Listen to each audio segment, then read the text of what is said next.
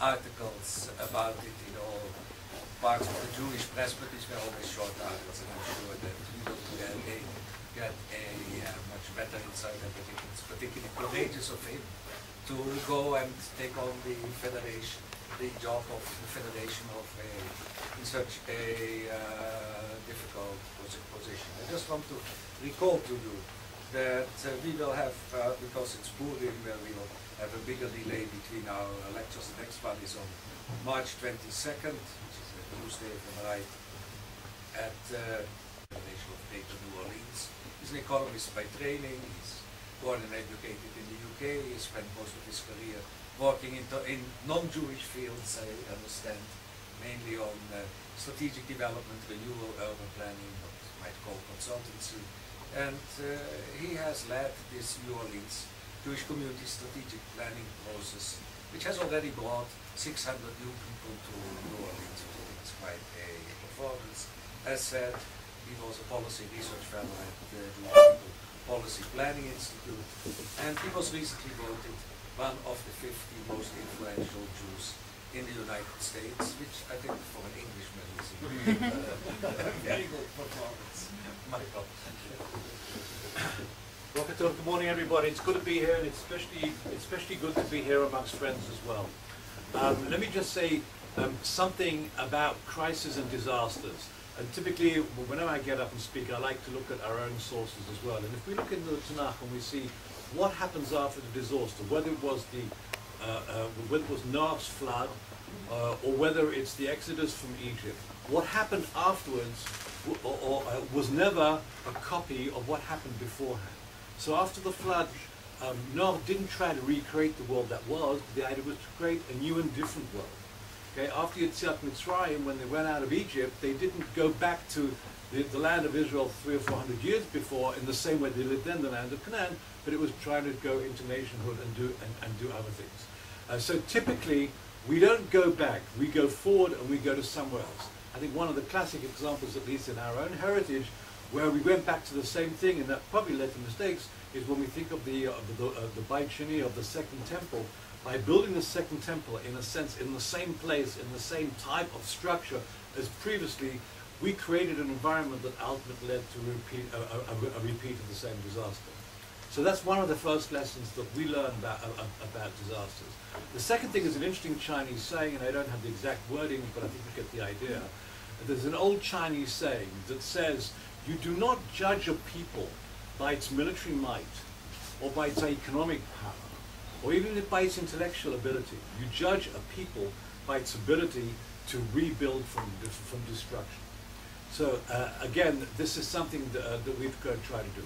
What I'm going to do today, with your permissions, I'm going to show a short film. It's about 8 minutes, which actually gives you some of the feeling, because it's difficult to understand from here exactly what the city of New Orleans is like, and the atmosphere there, and something about also the patterns of the people.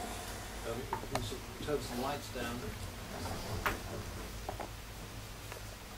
What was going on, and selling the people. This is a city, a Jewish community that is very strong, very warm-hearted, very committed, very different from the Jewry that we know, whether it's here or during North America. This is Southern Jews, which are very different, different kettle of fish, but tremendously warm and tremendously supportive. I'm going to speak to you about turning disaster into opportunity, the story of the New Orleans Jewish community.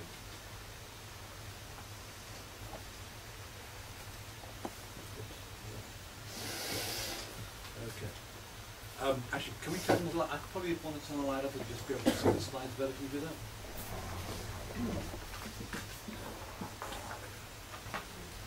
Okay, thank you.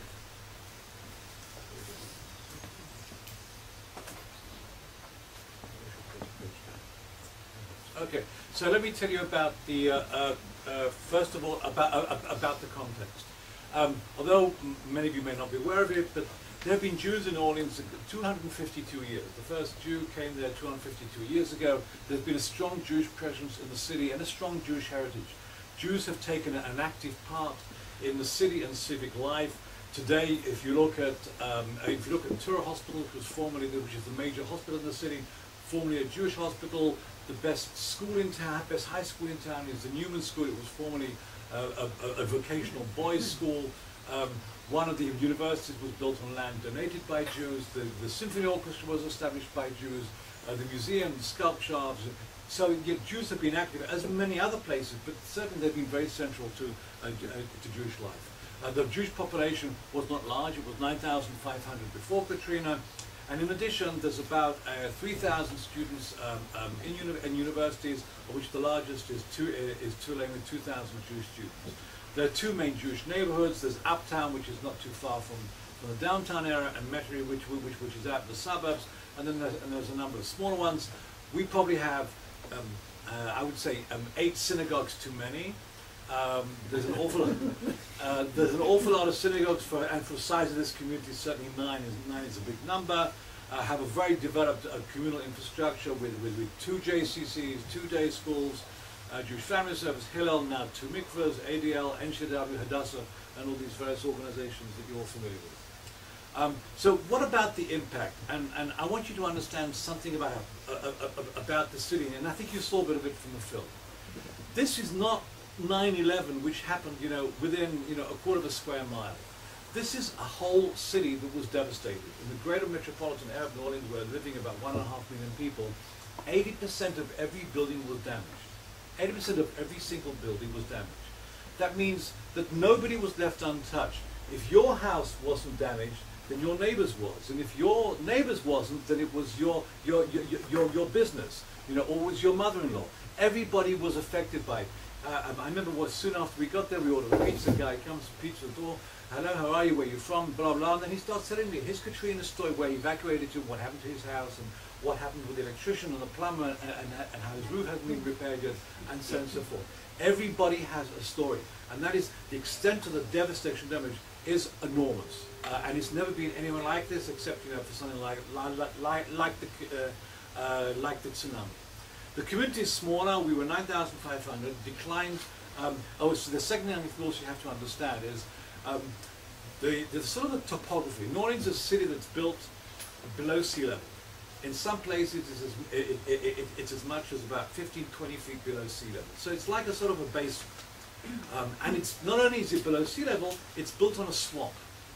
So it's land that's been retrieved from swamps. This means that, of course, you can never dig down. And it also means that when water comes into this sort of basin, it has nowhere to drain to because you're sitting on a swamp. It's not like here when it's raining heavily. Eventually it drains into the ground and it disappears.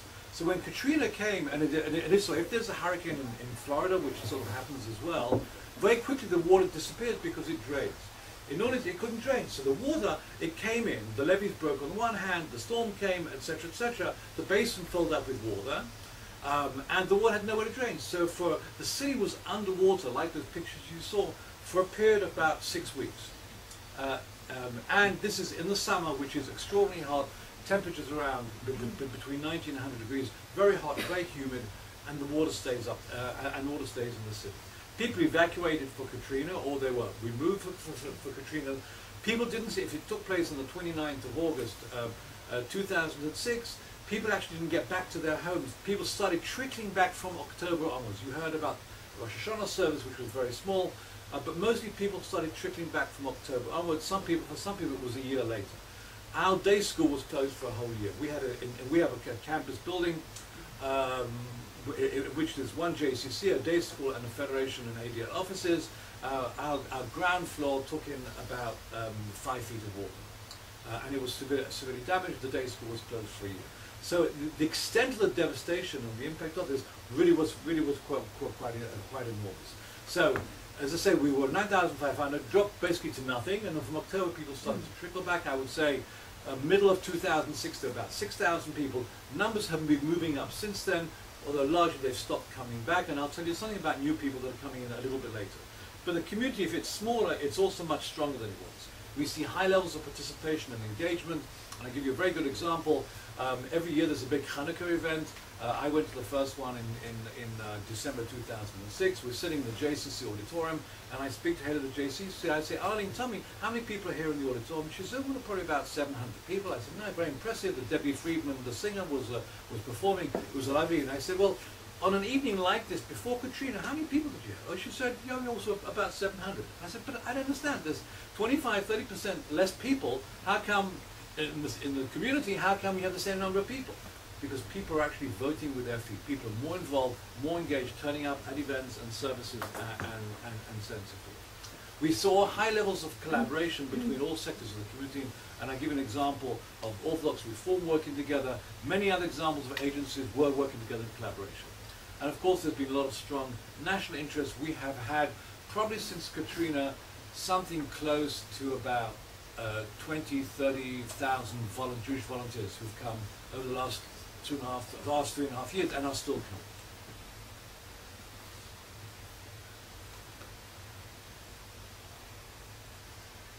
Okay. Something went wrong there. Yeah, you're not so lucky.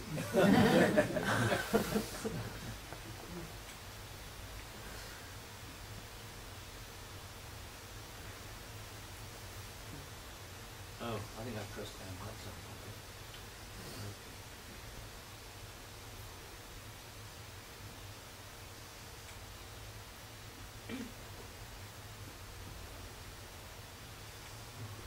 This is just a pretty picture, just so you get an idea. And the big building in the middle is the Superdome, where, as you know, 30,000 people were housed during Katrina, people who didn't have anywhere to go and didn't have means of transportation to go elsewhere. So, what is the challenge? When I talked about turning disaster opportunity, this is the challenge. We recognized this was a historic opportunity, on the one hand, to vision a revitalized community. Secondly, to sustain the successes of cohesion, of optimism and engaged community, to prioritize needs, and of course to reaffirm our values. So we went through a recovery process, and I think one of the second, I told you the first thing about disasters is the fact that they, the return, the recovery is very different. You come back to a different place. The second thing I want to tell you about disasters is there are 3 phases to disaster. The first one is what I call initial survival, response, emergency, first response, whatever you want to call it. This took place between, it depends what the nature of the disaster is, but it can do anything from a few hours to a few weeks or a couple of months. In our case, it took till October 2005. And between what our federation did and the North American Jewish community through other federations and United Jewish Communities, that was very successful, and the immediate response worked. The second phase is also familiar to us. It's what I call medium-term recovery. This is really to get you back onto your feet. It doesn't mean you're operating at full capacity, whether it's personally. It means you're hopefully you're up and running. You have somewhere to live. It doesn't mean that your house is repaired or renovated, but you have somewhere to live. You're up and functioning. You may be back in your business isn't where it was before, but you are, the doors are open, the clients, are possibly coming, you're buying and selling. A synagogue, there are services taking place, again, not the same. So this is the second phase, this is recovery, and it took till about the end of 2007, approximately 2 years. The third phase is the most unusual that nobody ever really thinks about, and this is one of the lessons that we learned. And that is, there's also a third phase of renewal and rebuilding. It's a long-term process, it's a marathon, it's not a sprint. And this enables the community to go to that new, different, better place, and it can take somewhere between 5 and 10 years to do that. And we're probably, where we're now, 3.5 years post-Katrina, we're about, I would say, somewhere between, a third or 40%, of the way to being agreed. And that is a chance to do things, to go to that different, better place, to revision yourself. Okay, so before I talk about how we did that, let's look at some of the critical issues that we were facing. First of all, any of you knows anything about New Orleans, we have a negative external environment, very poor political leadership, we have a terrible mayor, we had a bad governor, there were other bad political leaders. Louisiana has always been known for being bad. Severely damaged infrastructure, we have an economy that is relatively weak, although actually in these difficult times it's showing to be fairly robust, and we have a significant crime problem. The city has been in long-term decline for about 70 years. If you go to the city, you'll see a lot of buildings that are sort of closed down, dilapidated, and everything else. Not all of that is from Katrina. It's just some of it is simple urban decay and neglect. We have a new diaspora of out-of-towners. How do we stay involved with those 2,000, 3,000 people who have left? We've lost, it's not just people that we've lost donors, we've lost significant leaders. Some very significant leaders from my federation I know are no longer in town, some major donors are no longer in town, they've taken their money with them. So that's tough. There's some negative images, and you say, well, the weather in New Orleans, there's a negative image of the city. A lot of people still think the city is still underwater. We have to overcome Katrina fatigue, and I would say, I mean, I did this slideshow was put together, I guess, over the last year or so, but it keeps changing. I would say we are probably post-Katrina fatigue. In other words, the window of opportunity of raising interest and concern from Katrina has probably passed with a new administration in the United States, with the economy in crisis, and we had a second hurricane threat last year of Gustav.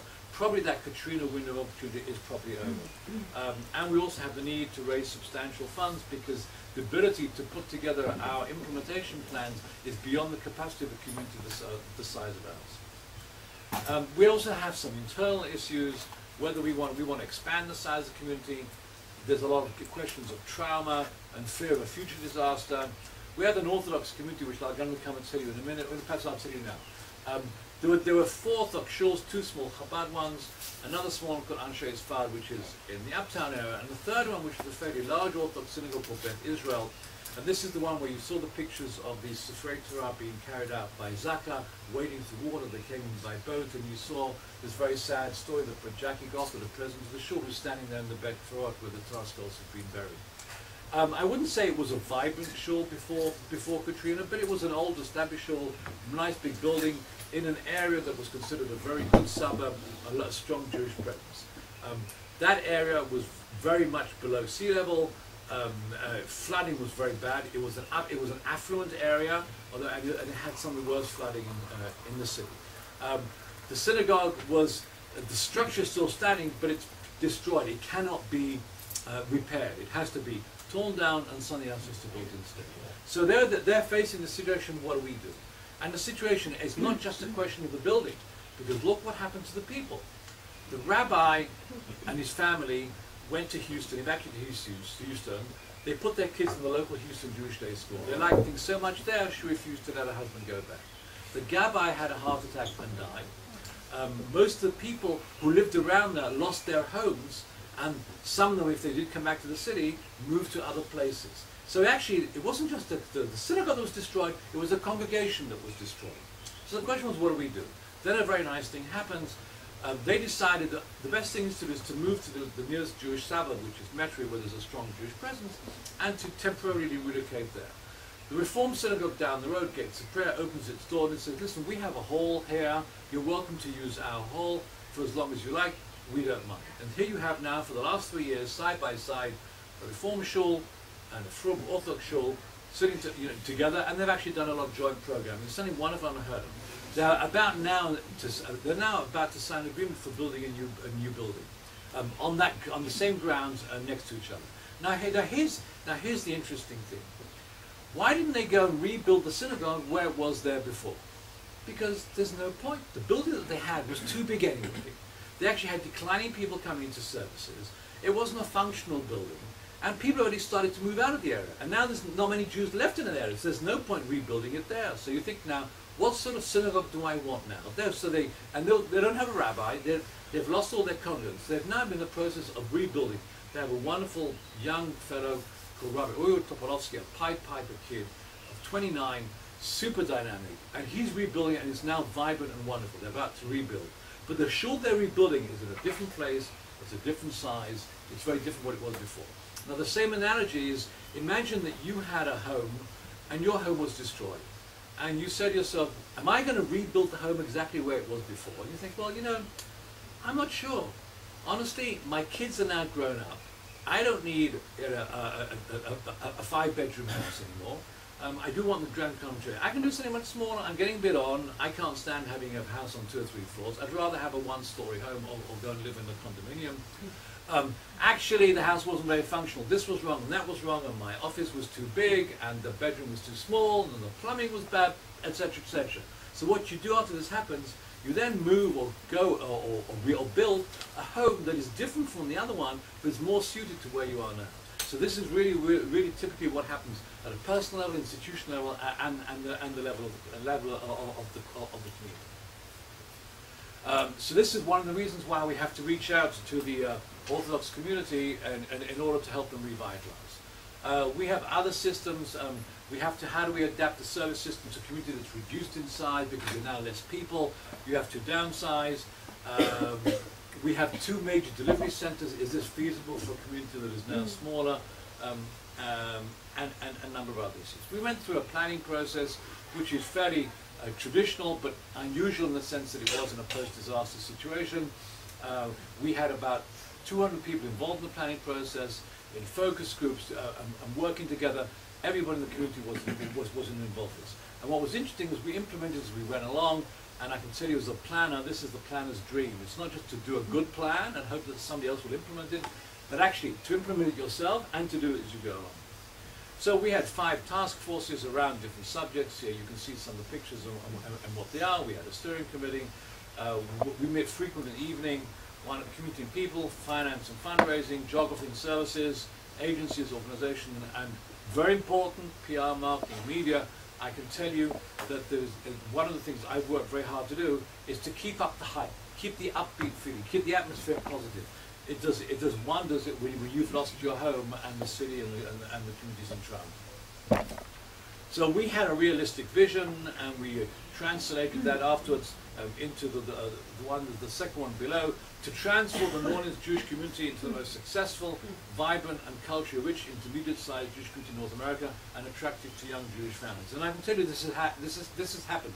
We are no longer a recovery community, we are a transformational community. We've transformed to something else, something very different, and suddenly we're attractive to young people and next gen, and I'll talk a little bit about that perhaps later.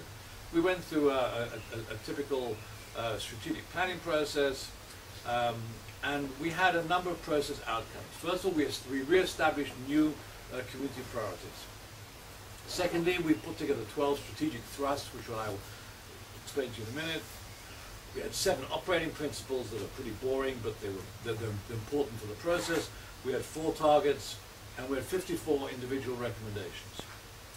So what were the community priorities? The first one is not just to bring people back, but actually to rebuild the population by bringing in new people in. I discovered soon after I got there that new young people, in fact, were in the city as well, similar to me, and they'd come for a similar sort of reason to be part of the rebuilding process. And I thought, listen, if they're here already and I'm here already, why don't we get other people to come? So having been involved in the big Aliyah in the early 90s, I put together a sal klita, a basket of services for new people to come. And we now provide a series of incentives that I'll talk about in a minute for new people to move. We wanted to reach out the unaffiliated. Jewish day school education is very important, even though this is a predominantly reform community where people don't send their kids to day school, but we thought it was a core item. We want to engage the Jewish students with the universities. Youth activities is very important, next gen, and so on. So these were the priorities that we put together. So we had 12 strategic thrusts. So the first one, as I said, was rebuilding the population by attracting newcomers and engaging students. We have a series of we have actually 2 major programs that we're working on now. One of the components of what we call our Newcomers Incentive Program, we give everybody a moving grant of $3,000 if they come. They get housing assistance of $2,500. They will get an interest-free loan of $15,000 either for a housing or for a business. They'll get a free membership at any synagogue of their choice. And of course, it's very interesting. When I went to the first synagogue and I said, listen, we've got this great plan, will you give a free membership to a synagogue to you? They said, no, how can we? We're so stuck. Katrina's hit us bad, we can't possibly do it. When the second one, they said no. When the third one, they said no. When the fourth one, they said yes. After that, I went back to the others and I said, you know, they're offering free memberships. Oh, of course, we will as well. So every single synagogue offers free membership. The JCC gives free membership for NCAW, Hadassah, J-Date, J-Retro Date, all sorts of organizations are giving free memberships for a year. We have social events. We do help them with networking to get housing, to get jobs, and so on and so forth. We just started a second program called J-Grad, where we're encouraging the graduates of the student graduates of universities to stay and work in the city under a similar sort of thing. We of course have to maintain ties with those who have left, whether it's for funding or whether it's for other purposes. The third one is to sustain and nurture our rich human resources. People is what's so important, and we have to be careful because people are very sensitive, they're very fragile after what they've been through. We have to keep the community together whilst recognizing neighborhood needs. People are dispersed over different places, and we have to respect and work with that. We like the fact that people are engaged and involved, and we have to keep that up even as Katrina, recedes into history. We have to keep that up too. The day school and Jewish education are important components of the community, and I can tell you one of the first things that I did was actually to do some significant fundraising for our day school to make sure that its tuition was artificially held down. Communication is important, a lot of work on PR and branding the city, NOLA, that's New Orleans, Louisiana, as a pioneering, exciting and fun community of opportunities. We have to expand our local fundraising, and we also have to fundraise outside the community. And finally, and I think this is important to say this here, we don't see ourselves entirely just in the context of New Orleans. And this is perhaps the third or the fourth point I want to say to you about disasters, if you ever want to take notes. It's another law of disaster. And that is, when a disaster happens, disasters tend to be very different in their impact, in their nature. You have natural disasters, hurricanes, earthquakes, volcanoes, tsunamis, and so on. You have man-made disasters. There could be a terrorist attack, it could be a war. You can have an economic disaster, you can have a social disaster. Disasters can be very different. The initial impact is very, very different. The recovery process, however, of all disasters typically takes the same form. And a successful disaster goes through the same process. So therefore, if you want to recover after a major crisis or major disaster, follow certain steps in a certain pace. And that way you'll maximize your recovery process and successful outcomes, and also have this sort of multiplier economic boom effect that you have after disaster with rebuilding. So what we are doing, we're saying, look at our experience. We think we've done a fairly good job. We probably weren't prepared as well for Katrina when it came, but these processes that we've been doing since then have been successful. Let's enable other people also to use them and learn from them. And we're in the process of, we have a project that we're getting a lot of the major agencies around the world involved as a sort of a guide. We call it a playbook. It's a guide for disaster preparedness, recovery, and response. And then we have some of the targets. We want to increase our Jewish population to its former size and potentially to 12,000 people. By the way, that's Brad Pitt over there, in case you didn't recognize him. Anthony's not there with him, but he's that's their main home. They're very involved in the city. Those pink houses are a pink housing project that he personally has put up and financed. And he's very heavily involved and committed to the city. We need to raise $30 million over 5 years to finance our plan. We need to retain the community infrastructure, but with some consolidation, and we're working on that and combining 2 schools and a number of other things that we're doing. We want to make sure that we enrich Jewish life in the community. So these are the targets that we've set out to do. We have a series of recommendations under each strategic thrust, and I think I've spoken about attracting and retaining people. Human assets are very important. I can tell you that the traumatic effects on an emotional, psychological level are really significant, and people are sort of swaying between the trauma of the disaster that I was in and the fear of the next hurricane coming again. So people are in a fairly fragile state. We work with volunteers. We have a lot of volunteers. I have a staff who entirely works on volunteers, bringing volunteer groups going. This is about neighborhood uniqueness, keeping high levels of engagement. We're just building a new Hillel building on Tulane University campus. Collaboration is very important. We're just putting up a new mikveh. We had a community fundraiser, all the agencies working together. There's collaborative efforts between the synagogues, and I can tell you more about this. And I can say in general, and I'm a pretty old veteran Jewish horse in the Jewish common life, the degree of collaboration and cooperation that is today in Jewish New Orleans, I've never seen anywhere like in the world. The fact that people are prepared to bury there's still, there are arguments, there's breaks, there's this and the other, but really it's very minor compared to most other places. So we talked about day schools. PR has been very important. The thing you see on the right up there, this is actually the front cover of our annual report, which I actually pass around. You can see it a bit easier, but it just shows you the graphic on the front is interesting. It shows a streetcar on St. Charles Avenue, and the byline underneath that is on the right track, which is where we think there we are, and you can see the Magen David coming out of it. The annual report in the previous year was similar too, except it was the Magen David coming out of a saxophone. So we work very hard on our PR and our branding, in order to show where we are. Some of these branding ideas came out. We have a PR firm, public relations firm, an American firm based down in Bet Shemesh. They work American hours and they work for pro bono. That's interesting. And I won't give you that. No, I will give you the name. I will give you the name. We have to diversify our funding, and we've been aggressively fundraising across North America, something that, if anybody knows the federation system, you're not normally allowed to do. But I have been everywhere raising funds and had a fair amount of success in it. I got my knuckles wrapped at the beginning by UJC and other people, but I think since then they understand that we are a special case. And if there's this crazy Israeli Brit, he does things. So, but we've also moved from planning to implementation. We have a structure for doing that. And what is our implementation? So, look, you can see here, you can see the Magen David coming out of the saxophone. This is a demographic survey that we did last year. So we have a new oversight committee structure. We did this community demographic survey, the first one in 24 years, and that's part of the survey there. We establish priorities every year. We've changed our allocations process. Anybody knows how federations allocate to their agencies? We've changed it so it now reflects the new priorities, and we switched the way we allocate. We hired a grant writer to help us with funding. And we have this PR firm. Well, what have we achieved so far? And well, we have our newcomers incentive program, and these guys up there are some of the newcomers that we have.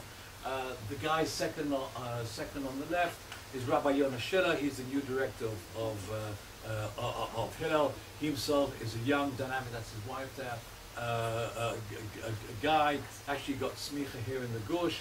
A typical example of the new people that we're having standing next to him is a lecturer at Tulane University. But significantly, they're young people who are moving.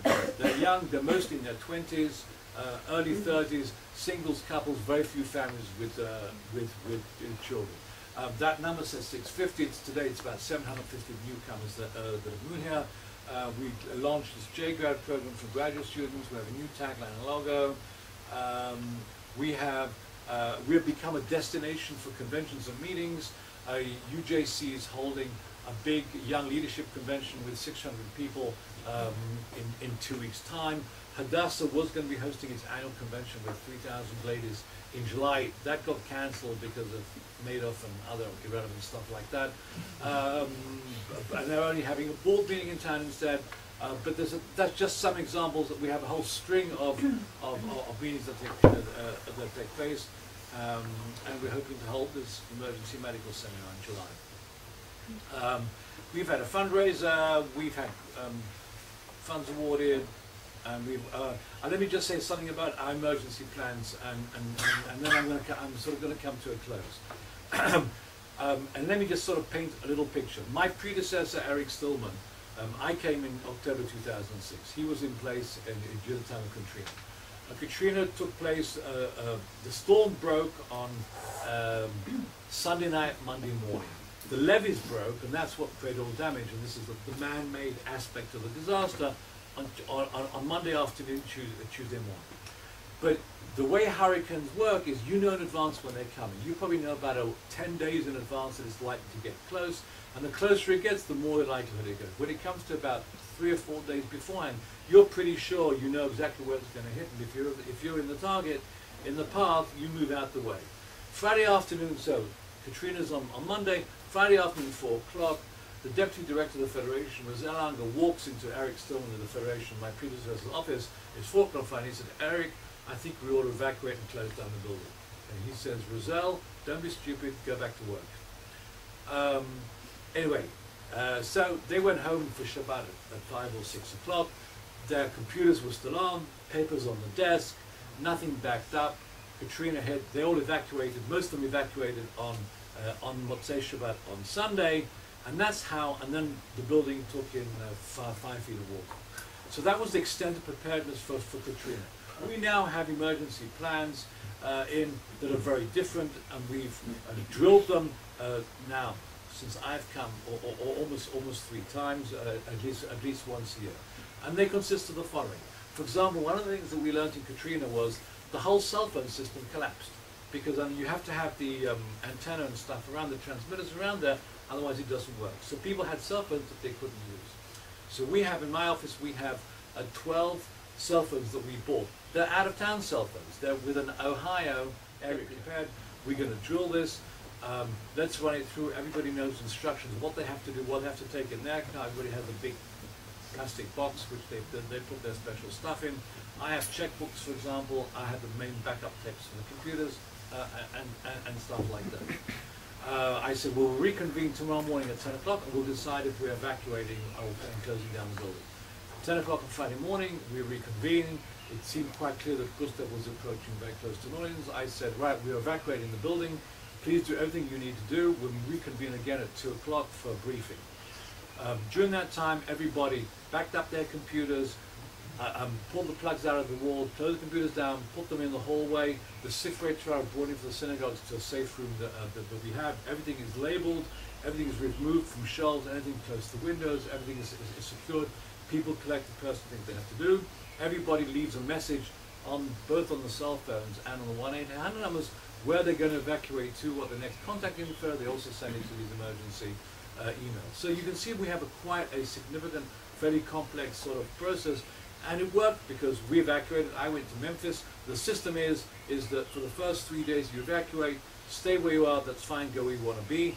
If it's an extended evacuation, we then regroup in one of 3 cities that we already pre-designated in advance, Houston, Birmingham or Memphis, and then the Federation sets up office there and I give instructions from there. So we didn't need to do that because we actually came back immediately, but we were able to, I put out an email, what we call an email blast with, we have a list of 3,000 people,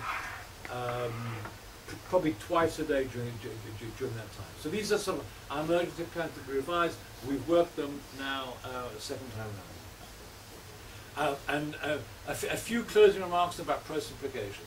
First of all, Federation agencies are much stronger and they're very different from what they are. The campaign case for giving is self-evident. People know why they're giving to Federation. In our case, in many communities, they don't know. The campaign is strong and probably as the same as before with 30% donors, less donors. The community is pretty upbeat. Everybody's still around the table. We've had significant external support, especially from UJC. And in fact, we're probably living proof that the UJC Federation system, which you know there may be a lot of criticism about, works well. So what are the lessons for other communities? First of all, disasters can bring opportunity and hope. And if you don't have one yourself, create a crisis, maybe artificially, so that you can do, you can turn it into opportunity. Strategic planning is essential at all times, but especially in a post-disaster situation. Do environmental scanning. Implementing as you plan it is very important. Being data-driven, we collected data even if we never had the time to do it. PR marketing are integral parts. And if you invest in planning, it's money that's well spent. It only costs 1% of the total process. So, what are our conclusions? The devastation caused by Katrina was enormous, and you've seen the pictures. The communities emerged smaller, yet much stronger, more resilient and optimistic. Recovery is proceeding well, and we're on the right road, we're on the right track to achieve our vision, but it'll still take another 5 to 7 years for that to happen. Much is due from the help on the outside, and I think the fact that Koli Sarah there is something that really, took place in the Orleans. But the road to full renewal and rebuilding is still long. The gains from greater unity and working together really need to be sustained. And much assistance, support internally and externally will be needed. And we're happy to be a model for other communities. So that's why I was happy to give this talk to you, because we do see ourselves as a model. This is not just about New Orleans. It's really about Jewish communities and Jewish common life. So I'm happy to take any sort of questions from you, and thank you for being so patient. We will take questions. Sorry, we cannot go so fast.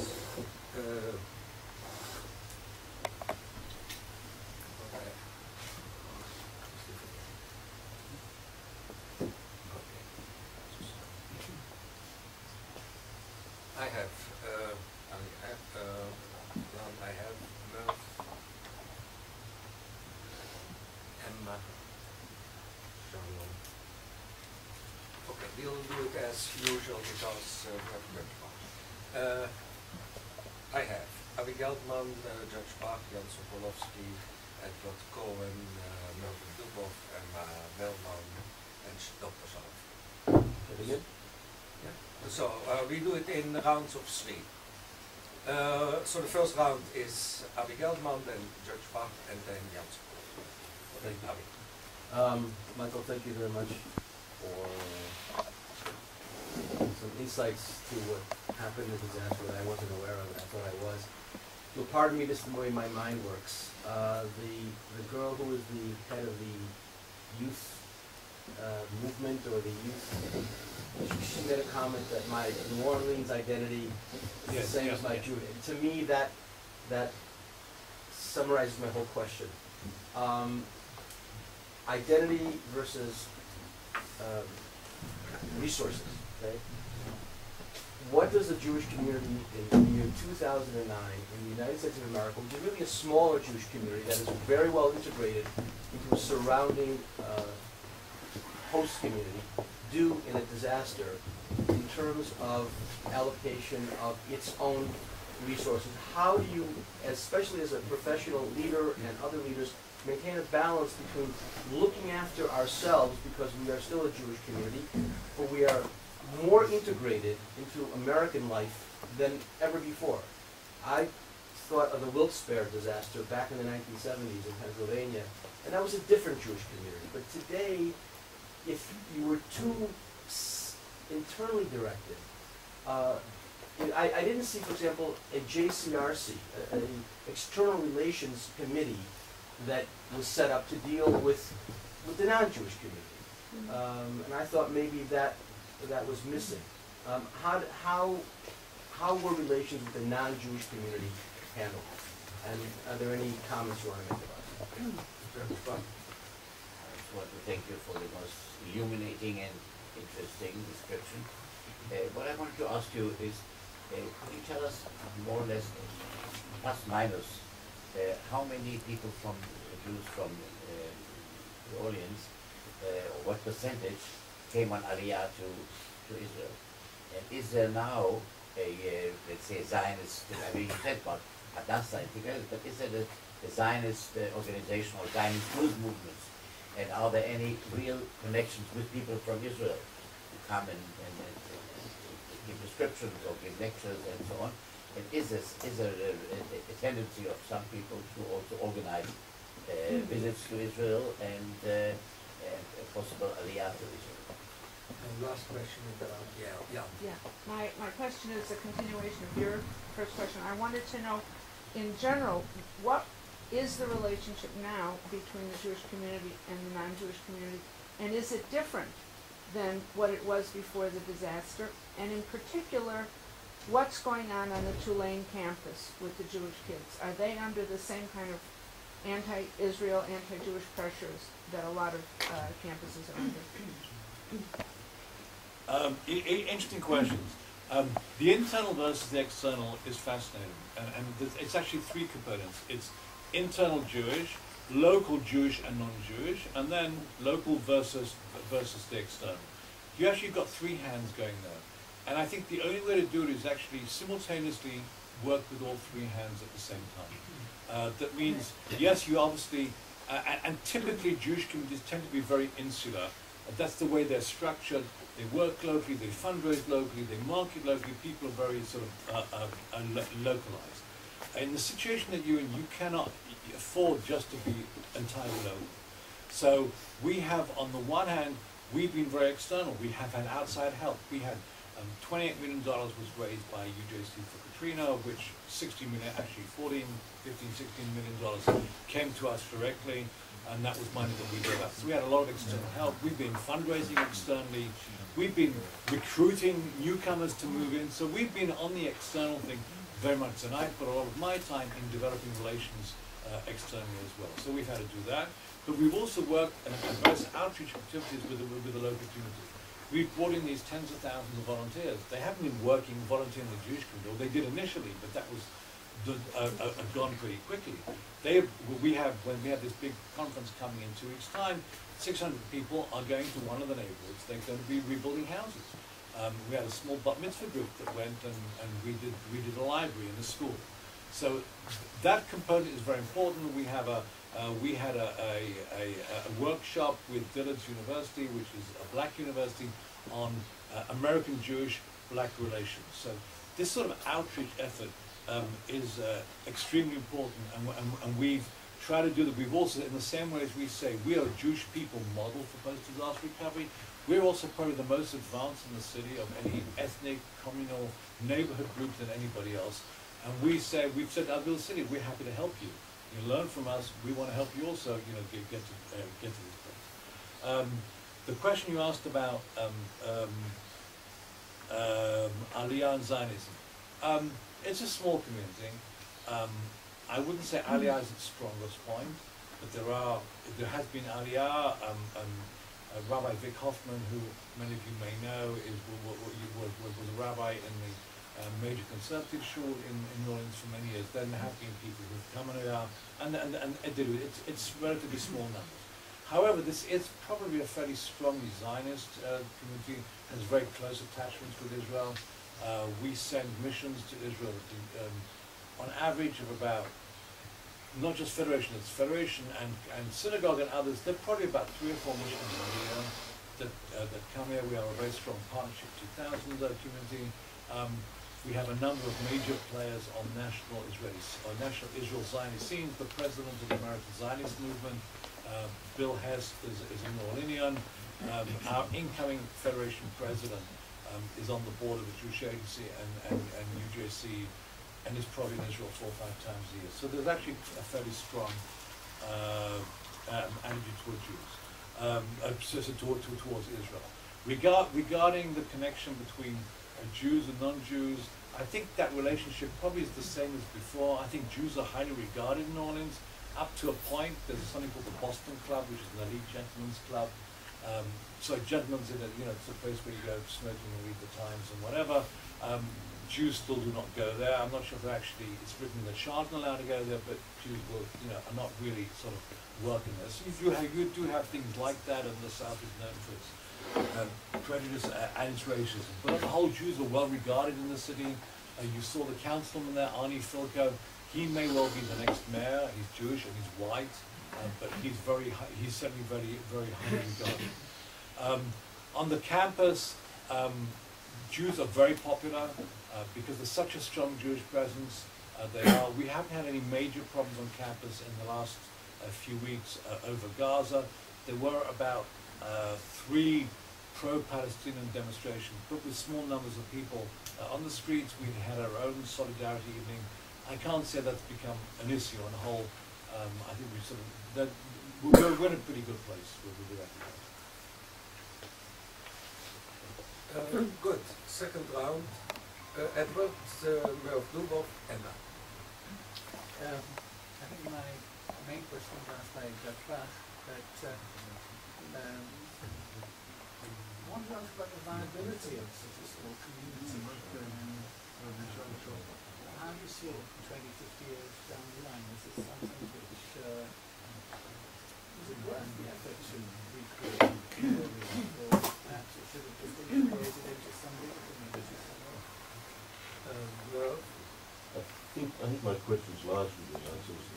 I'm going to relate to the fact the Jewish community, however unprepared it might have been for this, was probably better organised than non-Jewish groups in the community. I think you mentioned that. Yes, I heard you saying that the community was able to set an example of practical help. Emma? Just a quick comment and then a quick question, because my main question has also been answered. I was one of the volunteers that came about 2 years ago, and I saw what was disastrous, and we did work it was on a Hillel trip, and we worked in the non-Jewish communities and in rebuilding and houses, and it was a very hard experience, but at the same time, even that was about 1.5 years or 2 years after the Katrina happened, and I still saw that there was so much that needed to be done, and I'm sure still now there's tons more still done because there are still mission trips. But apart from the main question that I had originally wanted to ask, which was about the relationship with the other communities, was whether or not you think that the people in are starting to lose interest with the Katrina and and that everything is with the Jewish Federation now in New Orleans and other organizations trying to, and just the local communities trying to rebuild themselves, or are they trying to do you still think they're still getting the same amount of support from the outside communities?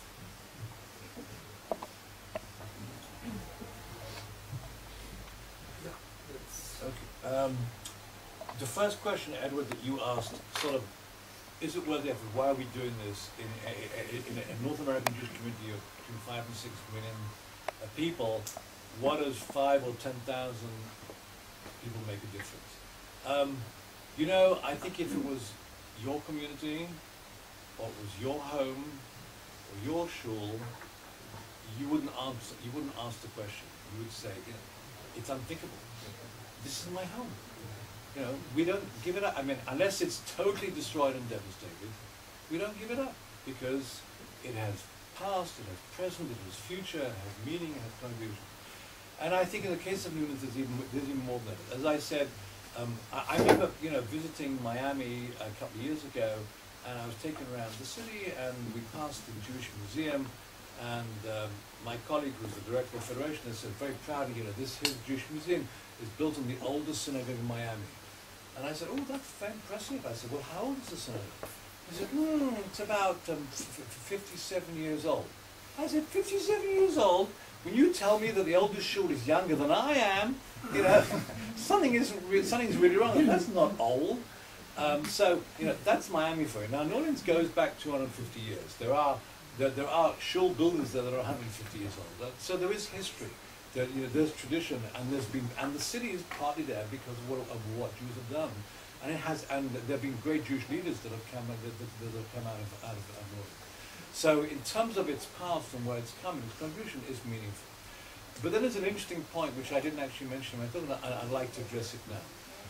Whereas previously the community was on a slow decline, and it would eventually have disappeared 50 years down the line. There probably would have been very few people. As you can see, many other Jewish communities in the south, and there's a great sort of swathe that moved from the northeast down towards the southwest. That probably would have happened. But the community today is very different. It's different because we look at these people who moved in. This is not your typical profile of the average Jewish community. These are youngsters who are highly motivated, who are next-gen people, who, for the sense of tikkun olam, social justice is meaningful for them. They see New Orleans as pioneer country. If you want to be a chalutz, you're a North American Jew, you want to be a chalutz, where do you do your chalutz thing? So you know, yes, you can go to Israel, you can go to Eastern Europe, you can go to the former Soviet Union, maybe you can go to North Africa, maybe you can go to South America. But within the North American continent, there was nowhere to go. Now there is. You can be a chalutz, you can do your tikkun olam thing in North. And that's what these people are doing. And we have these volunteers coming in. Emma, you talked about your Hillel group. So we have 650 Hillel kids that are coming in the next couple of weeks for spring breaks. Any of you may have heard of Avodah House, which is a sort of a Jewish commune for social justice. Well, they set up a house there. Moshe House, which is also a next-gen activity, opened a house in New Orleans. We've suddenly become a next-gen destination. We're able to attract, and Steve, who was active with the New York Jewish Federation for many years, knows some of the big cities and big city federations have tried to reach out to their unaffiliated, to their young, and they're struggling to do that. They're spending many millions of dollars in order to get there. But we're able to get them without trying too hard. So in a sense, we're still this new experiment. And this is an interesting city to watch. And there's really a lot going on there that is way beyond the 7,500 people that are there. Merv, you asked about preparedness. Yes, we weren't prepared. Today we think we are better prepared. We've tried to work with other organizations, whether it's the Community Security Trust in London, the SCAN in New York, and other organizations, in order for everybody to come up to scratch and be well prepared, and also locally to do so. I was in Washington, I went to FEMA, went to the Red Cross, we compared their plans and our plans. We're all the time tweaking up each other's. I think one of the lessons that we learn here is that When disasters happen, they happen at a time you least expect, in a way you least expect, and in a place you least expect. And therefore it's incumbent on every Jewish community to be prepared for whether it's disasters in advance like a hurricane or others that can hit you just like this.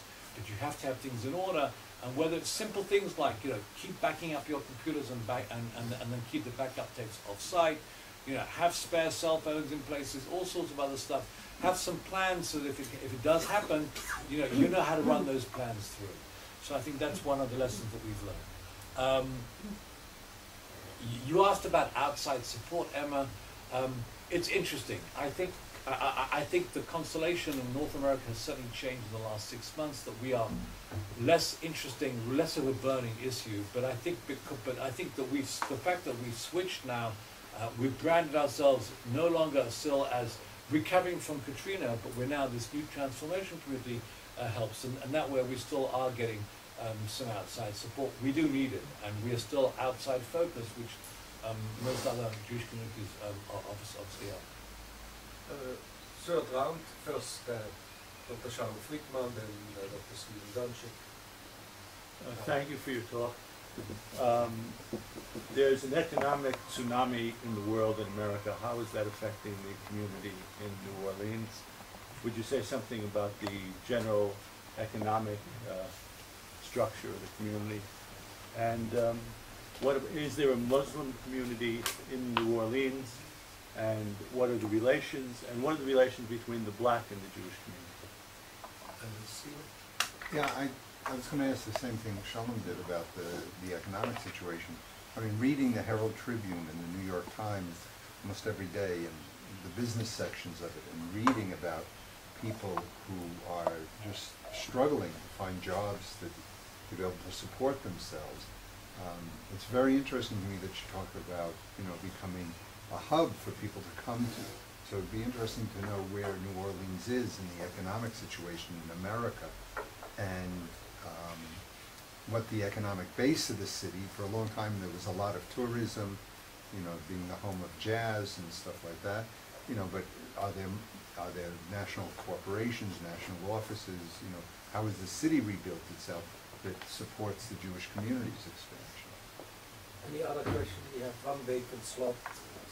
You said from your numbers about 20% of the Jews left and some came back, but how does that compare with the overall population of New Orleans? Like what percentage of people left and never came back?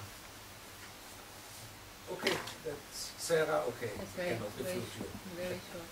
It almost seems like the global crisis in New York was invented by the Federation. They had to revitalize the community. The way you put it, that a disaster is good.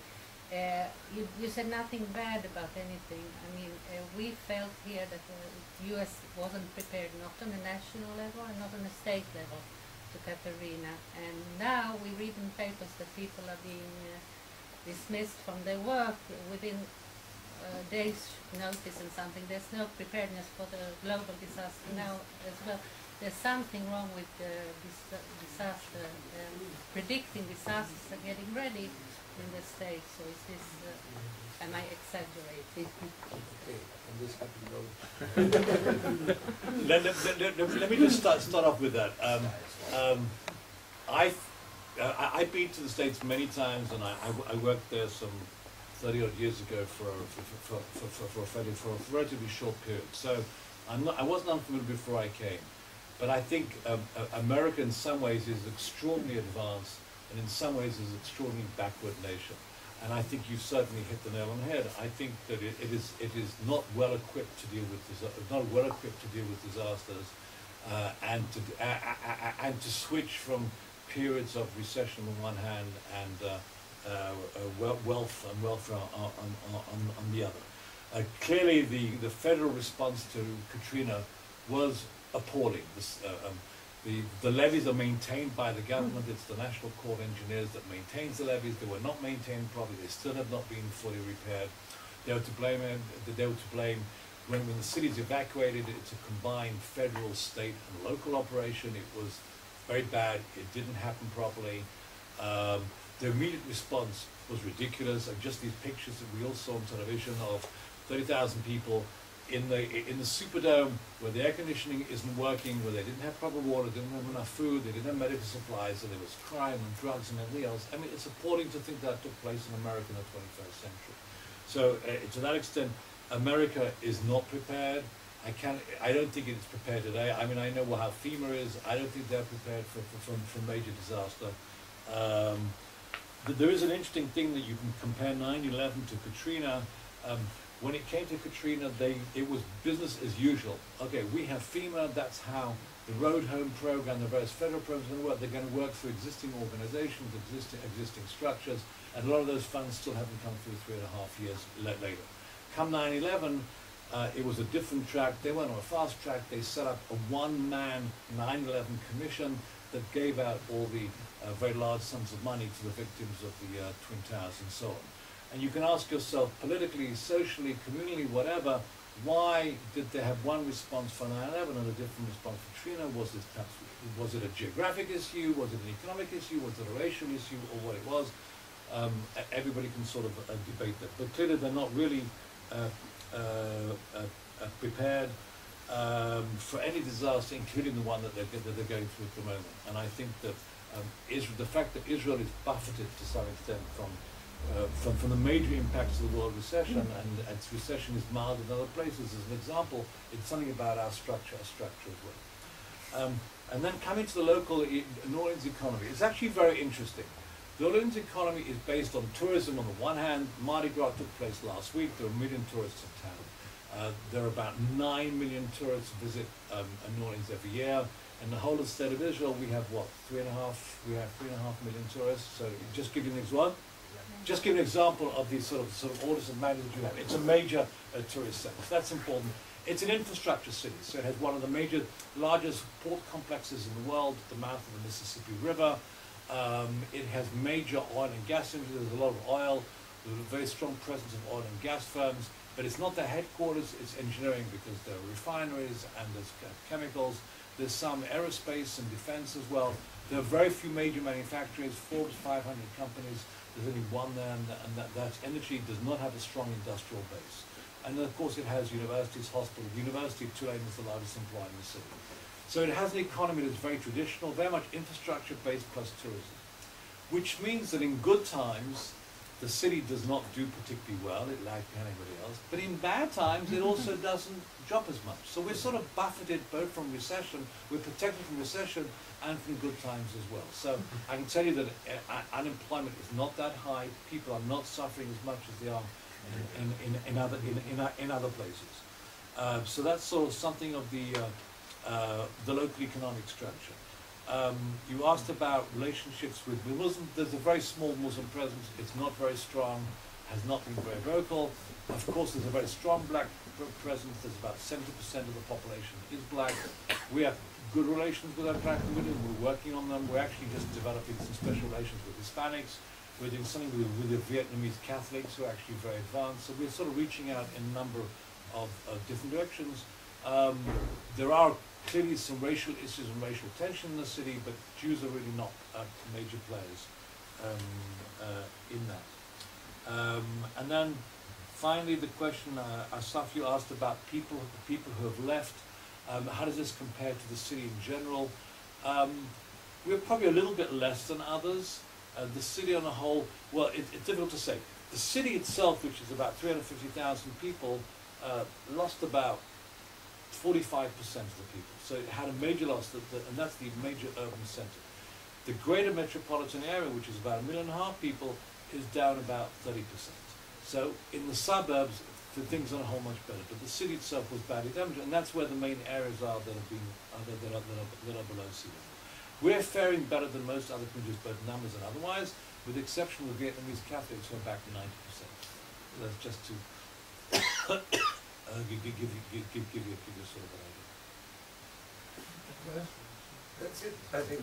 Thank you very, very much. A very illuminating, very well-structured presentation. We can only wish you lots of luck in rebuilding further. All the best. Purim Sameach. We hope to see you all here on the 22nd of March.